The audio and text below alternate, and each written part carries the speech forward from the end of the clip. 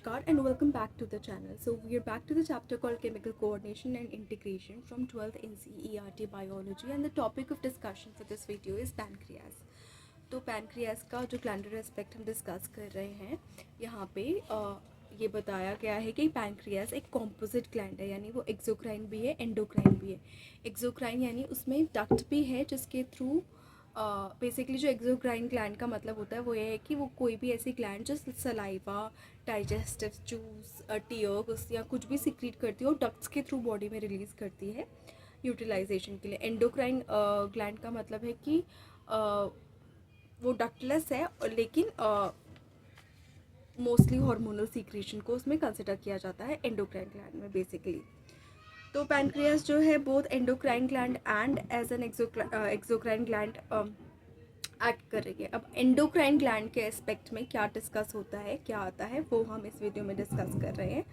तो एंडोक्राइन में पैनक्रियास में आइलेट्स ऑफ लैंगरहैंस आते हैं, जो कि 1 to 2 million islets of Langerhans है in a normal human pancreas, और ये रिप्रेजेंट करते हैं only 1 to 2% of the pancreatic tissue. अब जो इनमें 5 टाइप्स के सेल्स हैं. कौन कौन से? Alpha cells, beta cells, delta cells, PP cells and E cells. 2 main हैं इनमें से, अल्फा सेल्स और beta cells. Alpha cells secrete करते हैं glucagon, beta cells insulin, delta cells somatostatin, PP cells pancreatic polypeptide secrete करते हैं और ई sales secrete करते हैं ग्रेलिन.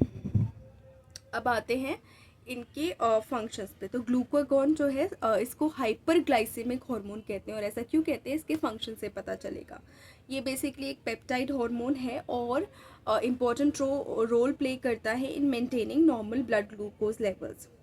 मेनली लिवर सेल्स यानी कि हेपेटोसाइट्स पे एक्ट करता है, जहाँ पे वो स्टिमुलेट करता है ग्लाइकोजीनोलाइसिस, जो कि बेसिकली रिजल्ट करता है इन इंक्रीज्ड ब्लड शुगर लेवल, यानी हाइपरग्लाइसीमिया हो रहा है.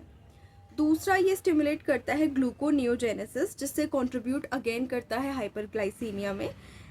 तीसरा, ये रिड्यूस करता है cellular glucose uptake and utilisation, जिससे अगेन हाइपरग्लाइसीमिया ब्लड में बढ़ता है. तो ग्लूकागॉन को इसीलिए हाइपरग्लाइसीमिक हार्मोन कहते हैं.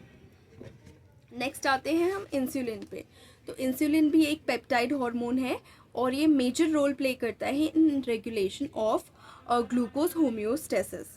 ये मेनली एक्ट करता है हेपेटोसाइट्स एंड एडिपोसाइट्स पे, यानी लिवर के सेल्स पे और एडिपोस टिश्यूज के सेल्स पे, और एनहांस करता है cellular glucose uptake and utilisation, जिसकी वजह से रैपिड मूवमेंट ऑफ ग्लूकोज होता है from blood to adipocytes and hepatocytes, जो कि फाइनली रिजल्ट करता है डिक्रीज ब्लड ग्लूकोज लेवल्स में, यानी हाइपोग्लाइसीमिया में. तो ग्लूकागॉन जो है हाइपरग्लाइसीमिया कर रहा था, इंसुलिन जो है हाइपोग्लाइसीमिया का काम करता है. अब इसका मतलब ये नहीं कि ग्लूकागॉन के एक्शन पे हाइपरग्लाइसीमिक हो जाएगा बंदा, या इंसुलिन के एक्शन पे हाइपोग्लाइसेमिक हो जाएगा. नहीं, दोनों रेगुलेटेड वे में काम करते हैं. एक का काम है ब्लड शुगर लेवल को बढ़ाना, एक का काम है कम करना. तो कंट्रोल वे में काम करते हैं. जब ये कंट्रोल चला जाता है तब डिजीजेस होती हैं. इंसुलिन और स्टिमुलेट करता है conversion of glucose to glycogen, यानी ग्लाइकोजेनेसिस को स्टिमुलेट करता है. इसीलिए glycogenesis in the target cells को स्टिमुलेट करता है, और इसी वजह से इंसुलिन एंड ग्लूकागॉन साथ में मिलके मेंटेन करते हैं ग्लूकोज होम्योस्टेसिस जॉइंटली मेंटेन करते हैं.